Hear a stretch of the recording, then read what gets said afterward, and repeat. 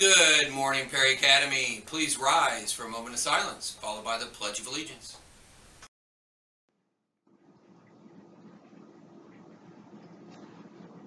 I pledge allegiance to the flag of the United States of America and to the republic for which it stands, one nation, under God, indivisible, with liberty and justice for all.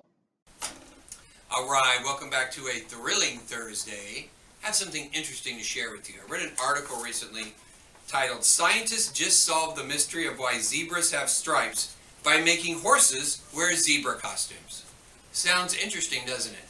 Well, for a long time, scientists thought that zebras had stripes to confuse predators like lions, jaguars, things like that, things that would eat them.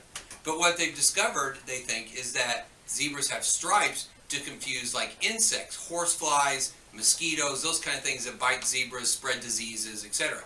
The way they figured this out was they had a herd of horses and a herd of zebras all mixed in together, and they observed them and they noticed that the horseflies, mosquitoes, etc. did not land on the zebras. They mainly landed on the horses. And so they theorized that the zebra stripes messed up the vision of the horseflies or mosquitoes, and so they didn't land on the zebras. So to test this, they made zebra costumes for the horses. They put the zebra costumes on the horses, and guess what? The mosquitoes, horseflies, etc. did not land on the horses when they had the zebra costume on. So they're fairly confident that the zebra has stripes because it messes up the vision of all those insects that spread diseases that want to land on them and bite them.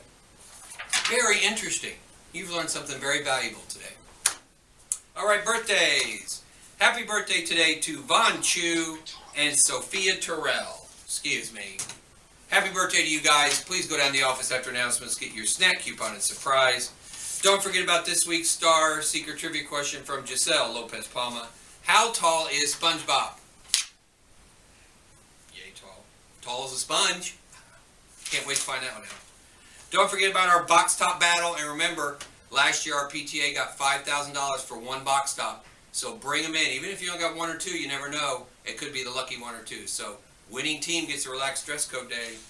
And that ends tomorrow. So bring in those box tops. Also, don't forget about the 3-on-3 basketball tournament. The team forms are due by next Friday. And remember, the winning boys team and the winning girls team do get to play the staff in a staff versus student basketball game. And we have that the Friday before spring break. And remember, you can sign up as an individual, and Mrs. Swisher will find a team for you. And also, no team jumping. Once you commit to a team, that's your team. We want to be nice about this, so good sportsmanship. So don't forget to get those forms in by next Friday. Track announcement. Attention all athletes.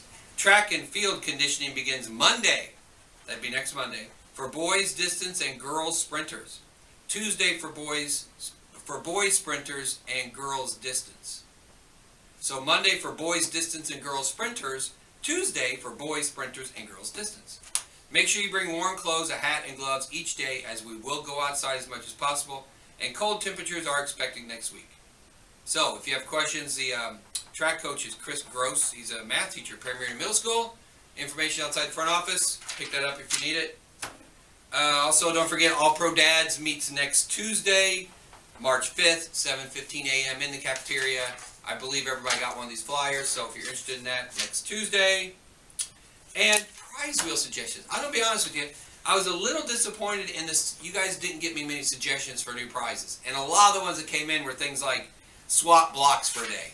There's no way we can manage kids swapping blocks for a day. That's crazy. Pie in the face for your favorite teacher.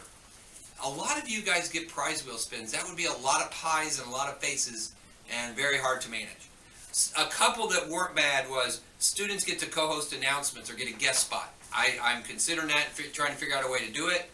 And also a video game tournament party with Mr. Alston. Not sure about that one just because of the numbers of kids that might get it. But you guys, come on. If you want something else on that prize wheel, get me some suggestions and good ones. Ones that we can actually do. But until then, the prizes that are on there stay on there. And that is today after school, we got soccer with Mr. Sisman, Bot Buff Robotics, Girls Inc., and there's a swim meet at Paul Hadley at 5:30. Tell Paul I said hi. And then tomorrow after school, we do have soccer with Mr. Sitzman. All right, jokes of the day. This first one is from Pa Hazel. Boy went into a pet store and said, I want to buy a goldfish. The guy helping him said, do you want an aquarium? The boy said, I don't care what sign it is. That's a funny joke. And this is from Ban Thiang on T. McLean. What do you call a bear with no ears? What do you call a bear with no ears? B. Not explaining that one. That's funny. All right, that's all I have. Always be kind to one another.